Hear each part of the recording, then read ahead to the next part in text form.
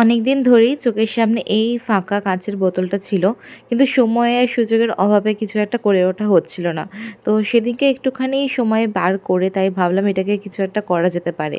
তো গরম জলে বেশ কিছুক্ষণ চুবিয়ে রেখেছিলাম। তারপরে একটুখানি ব্রাশ ঘষে মোটামুটি তোলা সম্ভব হয়েছে, যা ছিল লেখালেখি। কিন্তু অতটাও তোলা পুরোপুরি সম্ভব হয়ে ওঠেনি।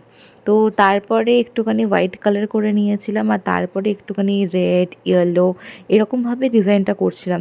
কিন্তু অ্যাকচুয়ালি আমি যে ডিজাইনটা চাইছিলাম সেই ডিজাইনটা করার জন্য যে পারফেক্ট যে তুলিটা দরকার হয়, আমার কাছে সেই মুহূর্তে সেই তুলিটা না ছিল না। তো সেই কারণে আমার ডিজাইনটা যে খুব একটা পছন্দ হচ্ছিল সেটাও না। আর ডিজাইনটা করতে গিয়ে বেশ মানে একটু সময় সাপেক্ষ ব্যাপার এগুলো। তো আমি খুব তাড়াহুড়ো করে করছিলাম বলে রঙটাও একদম লেগে যাচ্ছিল। তাই সমস্ত ডিজাইন তুলে আমি এরকম একটা ডিজাইন মানে সৃষ্টি করলাম। আবার তারপরে ওর ওপরে ভাবলাম যে কি করা যায়? ওপরটা ফাঁকা, ফাঁকা লাগছে। তো তখন ভাবলাম যে এরকম ওই স্টিকের মধ্যে দিয়ে যদি ফুল বানিয়ে দেওয়া যায় তাহলে হয়তো দেখতে বেশ ভালোই লাগবে। তো ক্লে দিয়ে এটা আমার করা ১ম কাজ। তো অ্যাকচুয়ালি সময়ের অভাবে আর সুযোগের অভাবে সেরকমভাবে খুব একটা সুন্দর করে পুরো পরপর ভিডিও করতে পারিনি।